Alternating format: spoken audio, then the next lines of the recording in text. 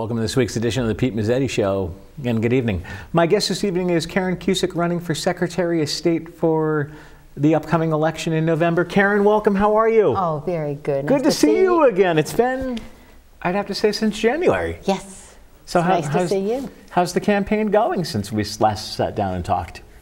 Very well. Good. It's been wonderful. I've been from one end of the state to the other. The reception has been wonderful. Right. Learned a lot. I was very confident in what I thought I could bring to the position. Okay.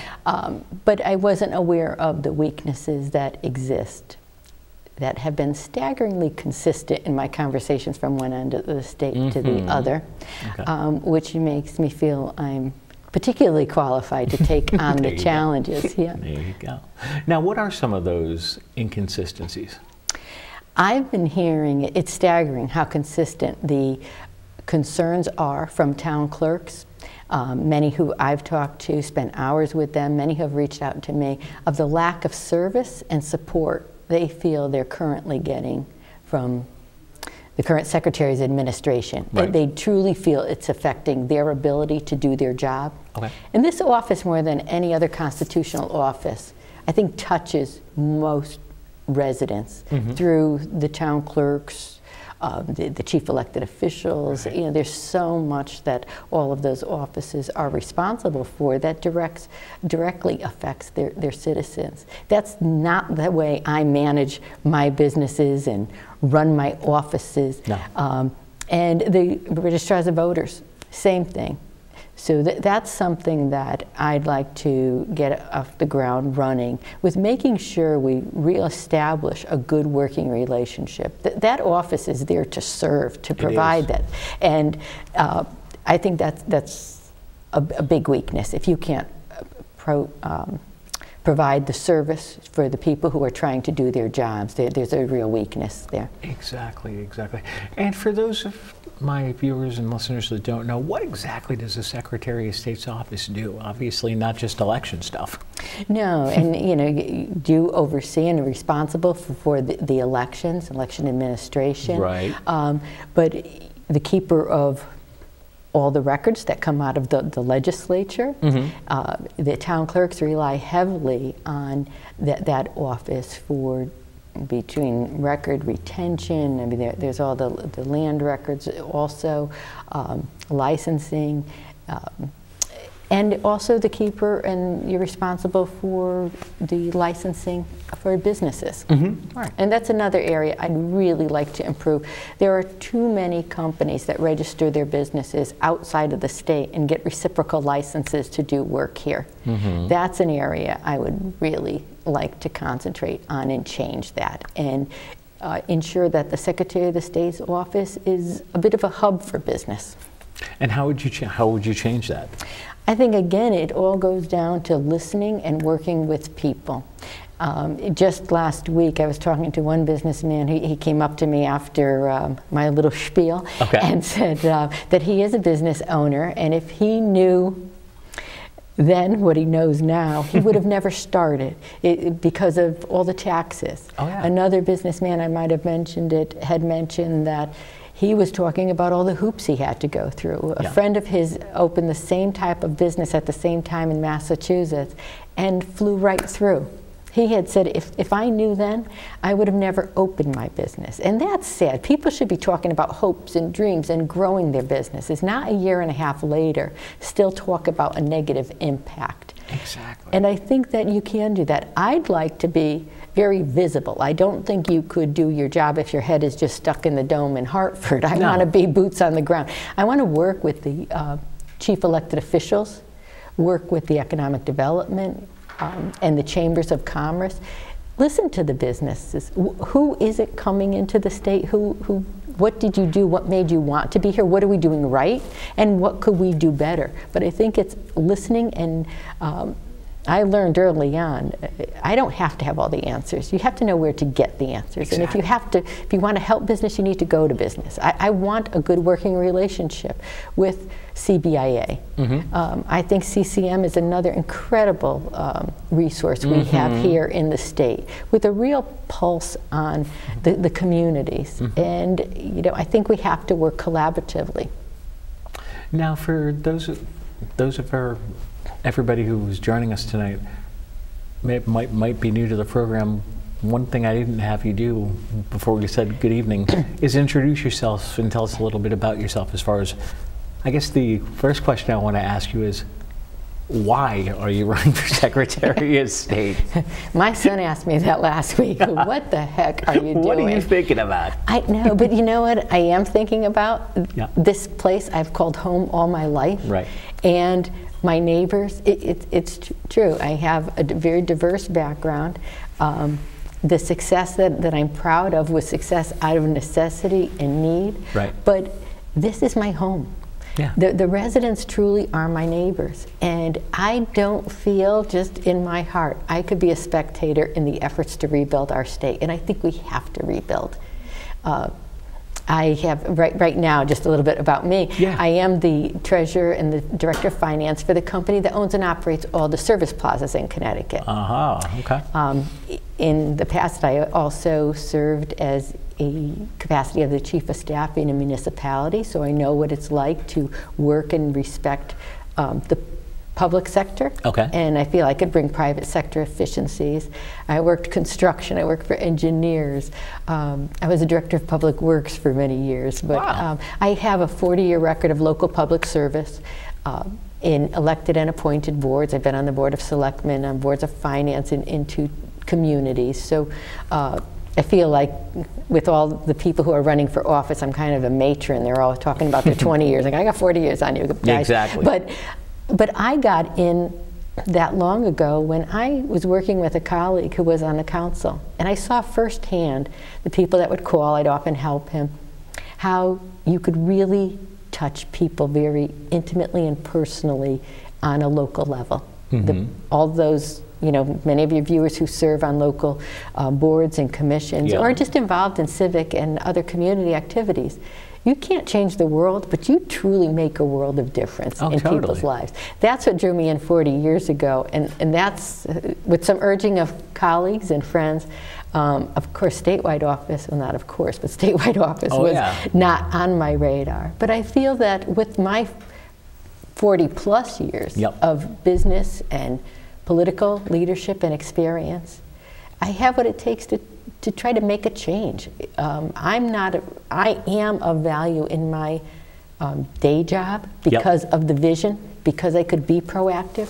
I've been in situations where I had to be reactive. I know how to do that. So you react to, I'm always planning for the worst and hoping for the best. But I think we need vision. And somebody who's been in statewide office for over 24 years, in the legislature, which is a lot of reactionary. Oh, yeah. You're reactionary. To go from that to a constitutional office, which is administration, and not acting in a proactive manner. I think that the current administration, it still remains reactive instead of proactive.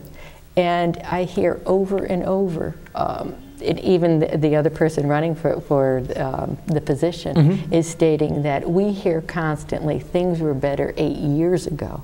Now, treading water isn't good enough. We should be moving forward. Exactly. But when the people who count on that office are basically saying it's going backwards, something is very wrong.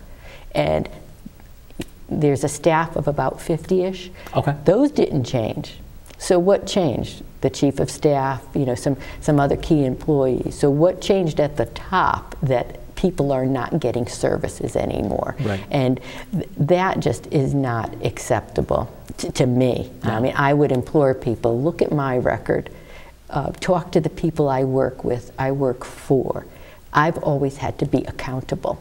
And I think that that is a good gauge to where we could go forward. Because what are you going to gauge it on? Just because somebody shows up at pancake breakfast and right. Events and gives you a citation, right. That doesn't mean you could do the job. I would implore people when they cast the ballot, talk to people who actually rely on that office for service.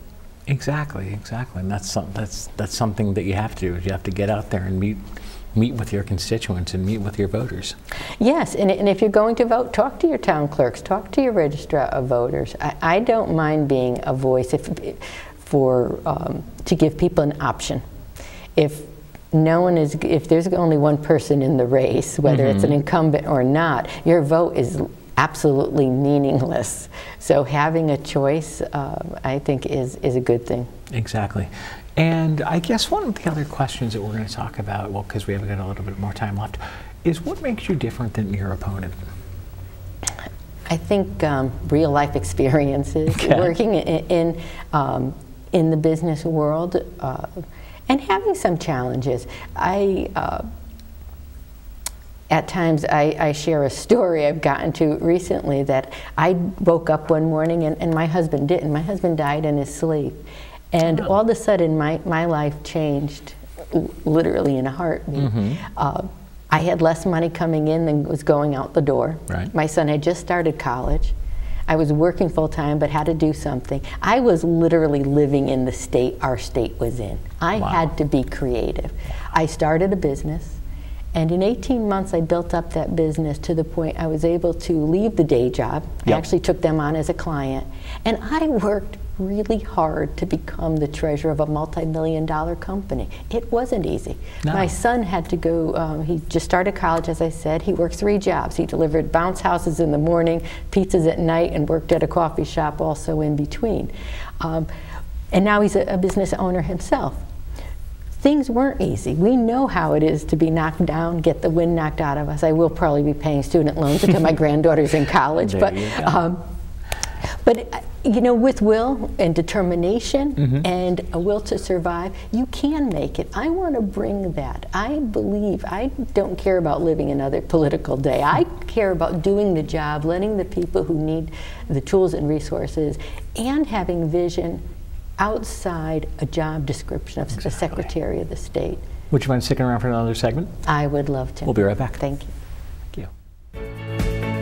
Every day, the people in our community rally in support of United Way as we strive together to make a big impact to change lives in Middlesex County.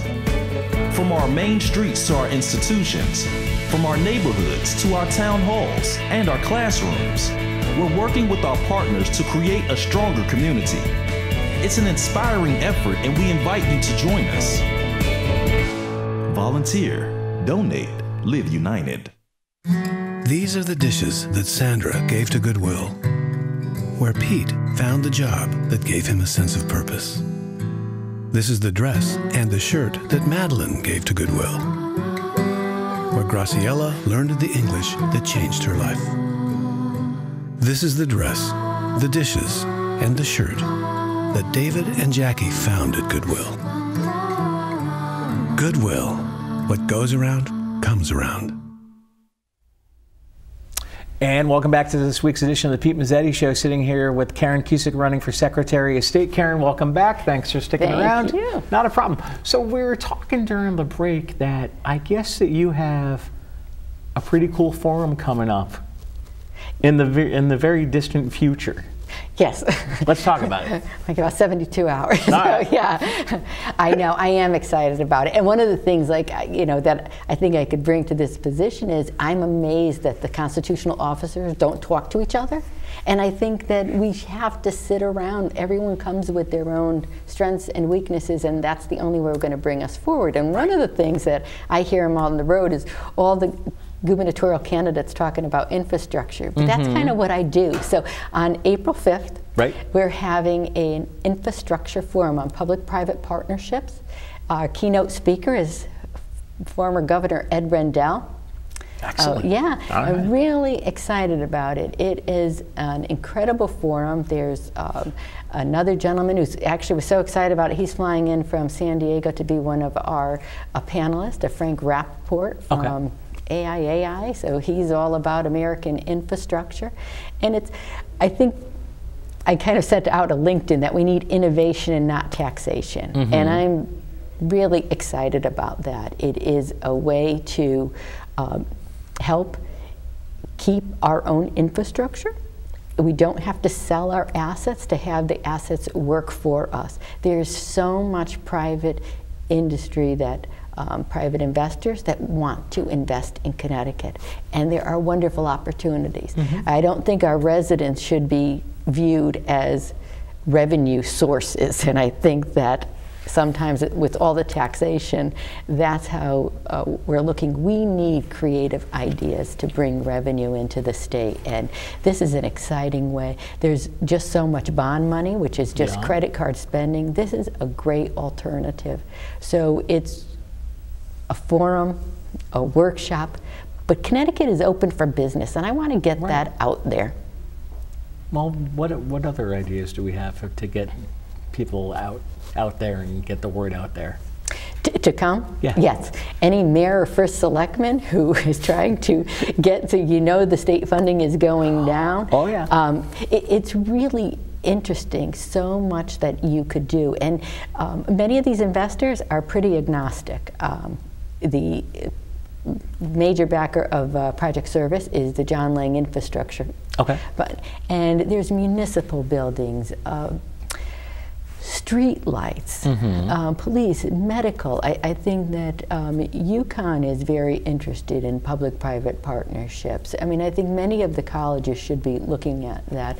The hospitals, there are very creative ways. One of the assets in our portfolio is a hospital where the investor put up money to make all the needed infrastructure improvements, and then is paid back over 30 years. But you're not giving it up, and there's a component of operations. And these contracts are pretty well laid out, where if an elevator isn't working, there's a deduct. You know exactly what you're paying. There's a question at times of labor. Labor is very much included and should be at the table. And that's another thing, it's a theme of what I'm saying. You've got to bring people to the table. There's a vulnerability when you feel cut out. And I think that this is a way to move our state forward in a very proactive way. Tolls are another way that you could work on something through a public-private partnership. Exactly. Now we talked. Now in the notes and the research that I did for tonight, we talked a little bit about cybersecurity. Let's talk about that. Yeah, there's cybersecurity, I think, is actually called due diligence in business. That's what I have to do to protect the sensitive data that I have. It's a key component of our business continuity plan, and sadly, I don't think it should have taken in a presidential election to make it a priority. Exactly. There is money coming from what I just read in the paper too. The current secretary expects $3 to $5 million. But one of the ideas was to hire a couple people as IT people that are just for the Secretary of State's office versus using the other IT people that are available to everyone. I mean, I think that's where you really need to get people involved, because having two people dedicated to the Secretary of State's office who know elections, I don't think is going to cut it. I think you need teams of people, companies who could constantly monitor. It's not so much just monitoring an election. It's having people with knowledge of all the social media. That people are trying not to just get at a ballot, which is pretty secure in Connecticut with the paper ballot. They're getting to our thoughts, ideas, our emotions through social media. You need someone, or firms, you need teams of people constantly monitoring that. If you have a contract with an outside vendor, you could certainly monitor that, change it as needed with the technology. Talk about life-changing constantly now. Oh, yeah. So this is where I think it might be a little short-sighted. Money was also, in that article, was to go to towns for better training. Unfortunately, that means communication. These are the same people who say we don't get the training that we've been asking for. In this case, sadly, I think there's a lot of relationships that are severely damaged, and these people aren't at the table. So there's a lot of work. You just can't slap money on it. No. Now, as far as being a small business owner, how can you be an advocate for the Secretary of State's office as a small business owner in the position? Again, I keep going back to that. You know, I know what it was like, and just listening to a lot of people around. You know, they really feel, even people in government, that the Secretary of the State's office could be a hub. But I want to go out and talk to the business. What can we do besides having a business advisory council and a person who is pretty much has traveled speaking of how we could be competition with Delaware to get some of these registrations back. But I want to have a boots on the ground approach to speaking with businesses. When I was the chief of staff, it was a new administration that came in after many years of one administration, and we used to have meetings at 7:30 in the morning once a week, and it was dentists and doctors and all the local businesses and tech companies. They wanted to be part of the solution, how to go forward. And I think that it all goes down to just listening and wanting to do it. Exactly. There are things you don't have to do, and clearly are not being done, and we're just getting the basic minimums done. But good has never been good enough for me, so I'm always looking to push the envelope. All right. Now let's talk about, the governor also stated that the Secretary of State addressed that we can no longer afford the luxury of silence and alluring comfort of the status quo. What are your thoughts on this statement? I think it's an incredible understatement. I mean, the status quo isn't good enough in the Secretary of State's office, but in the state of the state, I mean, to 8 years into the administrations, to say that is again quite an understatement. Also in the state of the state, the governor also said he wants to work closely with the Secretary of the State's office to continue to increase voter registration. Well, that makes incredible headlines, but it's not getting out the voter participation. And those are the numbers that matter. We don't even have to look that far back. A couple weeks ago, Stratford had a special election.